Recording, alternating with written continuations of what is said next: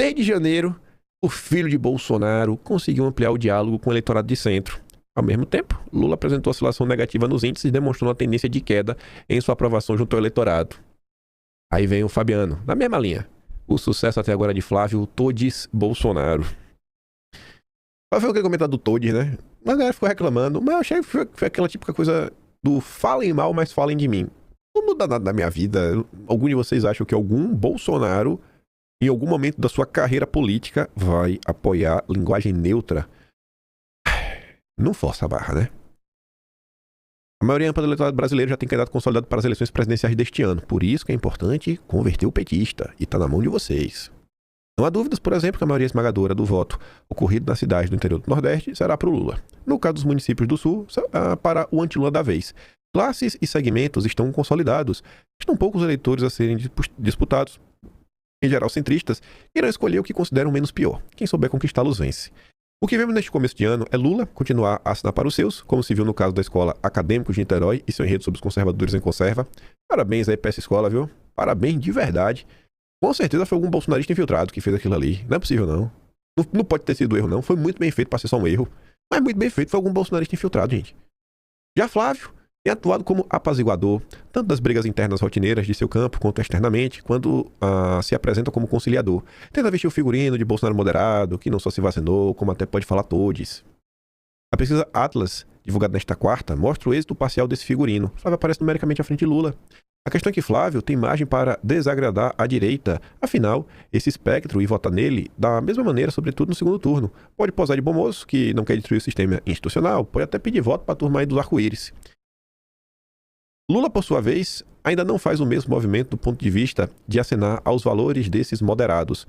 Procura apoiar o centro, é certo, mas não tomou atitudes claras no sentido de buscar por esse eleitor fugido. A ideia do PT, pelo que consta, é esperar a consolidação de Flávio como candidato para ligar as metralhadoras contra ele. Irão explorar questões como acusação de rachadinha, ligação com milícia, golpismo do seu pai. A conferir se essa estratégia vai ser eficaz. Mas, com certeza, não esperavam esse avanço rápido de Flávio antes do prazo previsto. Se errarem na dose da ação de infantaria contra o oponente, vitimizando-o, podem pagar um preço alto. Hoje, as esquerdas não possuem o domínio das redes, logo da opinião pública, e a ala antipetista irá devolver a hostilidade na mesma moeda. Momentos de violência política serão inevitáveis nos dias que se seguem. Eu falei no quinta, já falei aqui em vídeo, eu não sei, pessoal, de verdade. Eu não colocaria minha mão no fogo, por mais que a imprensa é uma miséria. Se a imprensa vai trabalhar, como sempre faz, requentando coisa na época do Requenguela, fala, olha o Flávio, as rachadinhas, eu não sei não, viu? De verdade, falando pra vocês, não quero botar esperança no coração de vocês. Não sei não. Eu acho que ninguém aguenta mais o Lula. Ninguém aguenta mais. Espero estar certo. Aí a Vera Magalhães reforça uma coisa que a gente também já comentou ao longo do mês. Avanço de Flávio dita mudança de rumo na pré-campanha de Lula. A gente já comentou isso diversas vezes. Eu sei porque tá aqui também, ó. É no vice de Lula. Por exemplo, avanço de Flávio põe Alckmin na frigideira. A própria questão do Lula, né? Trocar o vice. Enfim. Nossa, passei os últimos 2 dias aí organizando tanta coisa. Graças a Deus, fiz um monte no Atlas. Mas enfim. O desastre do episódio da Escola de Samba, Acadêmico de Niterói, e a consolidação de Flávio junto ao eleitorado da centro-direita, mais consistente e rápida do que em torno de Lula esperava, acenderam a famosa luz vermelha no Planalto e no PT. A volta de Lula vai ditar uma aceleração das definições de campanha e uma mudança de rumos na estratégia que vinha sendo traçada. É consenso que o desgaste causado pelo carnaval foi grande, junto aos evangélicos. Na exumação dos erros, aliados de Lula vem com um certo alívio o fato de ter se evitado que ele, Janja ou ministros desfilassem, o que evidenciaria crime eleitoral. Mas o erro político é admitido e acreditado ao próprio Lula, que tomou a decisão de ir para o Rio.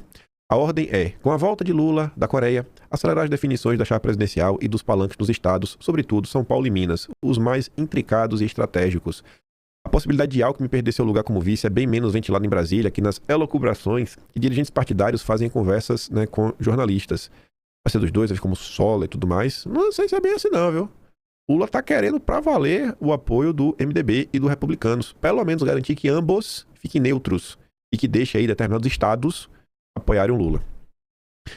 Por fim, há uma avaliação de que foi um erro a ideia de deixar Flávio correr solto, sem confrontação, enquanto ainda persistia alguma dúvida se Tarcísio seria candidato. O raciocínio de ser igual o filho de Bolsonaro seria mais fácil derrubar lá na frente, com munição estocada até meados do ano, não levou em conta que o Flávio seria rapidamente aceito pelo eleitorado de direita, o que deve facilitar também sua metabolização para a classe política, facilitando alianças. O que eu tô falando? Confiem no Flávio. Confiem no Jair. O Jair tá vendo. Não o cenário todo, mas ele tá vendo muita coisa. E o Jair já tinha dito pro Flávio. Sei porque eu sei disso.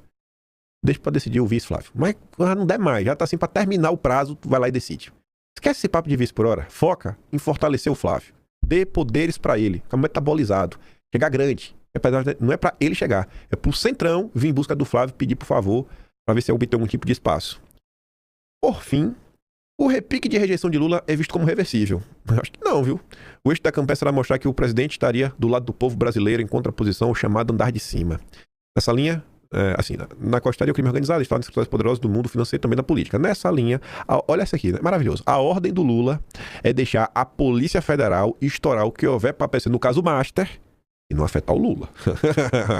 Não é tudo. Lula vai deixar investigar o caso Master, desde que não caia no colo dele. E no núcleo próximo. Uma aposta arriscada. Pode implicar no divórcio definitivo com o Centrão e na implosão de pontes com o Supremo, um ator que foi relevante para enfraquecer o bolsonarismo nos últimos 3 anos. E aqui é curioso, né? A Vera Magalhães trata como normal e até inteligente o presidente da República manter a Polícia Federal na coleirinha, rapaz. Vera Magalhães, deixando claro que você acha que é certo, né? O que estrategicamente é inteligente. Manter a Polícia Federal na coleirinha, deixar de investigar crime para garantir apoio político e institucional. Rapaz, isso daqui tá nas páginas do Globo sem o menor pudor, a menor vergonha. Vigiar e punir gostoso demais, né, Vera? Em torno de Lula, defende guinada ao centro e melhora na comunicação. Por quê? Porque o Flávio tá passando o trator. Após a pesquisa Atlas Intel, mostrando o Flávio na frente, né? Essa pesquisa levou assessores do Lula a defenderem a guinada ao centro. Isso consistiria, por exemplo, em tentar dialogar mais com o eleitorado moderado, pô. O independente centro, vamos parar, Lula. Por exemplo, na pauta da segurança pública, a percepção é que até hoje Lula não conseguiu encaixar um discurso para convencer o eleitorado de que ele tem a solução para aquele que é apontado nas pesquisas como maior preocupação do brasileiro.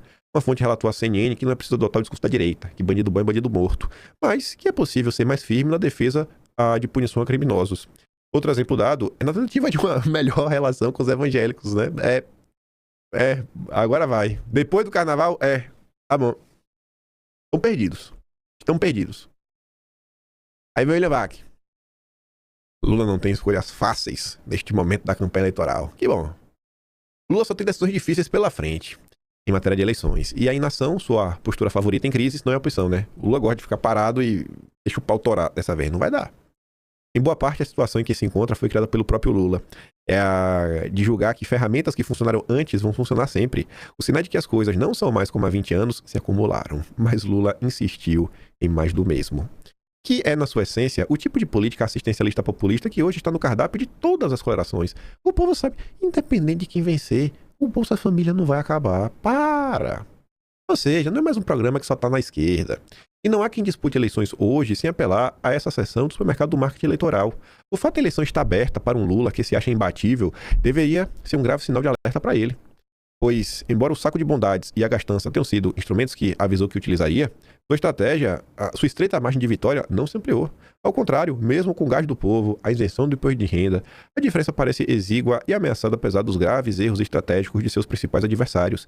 Pelas condições que Lula joga normais de pressão e temperatura, ele já deveria estar com a eleição garantida, mas não está. A jogar por uma série de pesquisas recentes que eu coloco como muito competitivo, mas não como imbatível.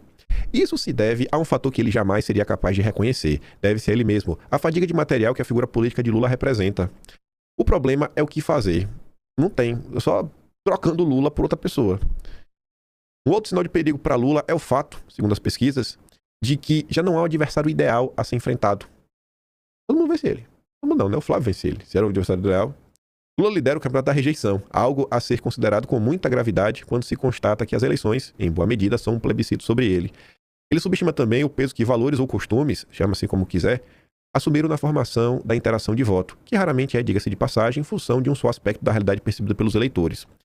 Outros aspectos, como a percepção de segurança pública, corrupção e podridão do sistema político, combinam-se com feições negativas para o que Lula e PT representam em vastos setores da sociedade. Talvez Lula pudesse ser ajudado, se tivesse cuidado a tempo, coisa que nunca fez, de dois aspectos estratégicos que estão no, digamos, subconsciente coletivo. Primeiro, para onde vamos como país? Qual o plano? Qual o plano, né? E com qual herança em termos de sucessores políticos de uma figura incontestavelmente dominante nas últimas 2 décadas e meia? O Lula não apresenta um futuro. O Lula apresenta um passado tenebroso. Não é um passado. O Lula apresenta um cenário de andar para trás, de regressão. Aí eu achei isso aqui maravilhoso. O choro da Madalene Laxo.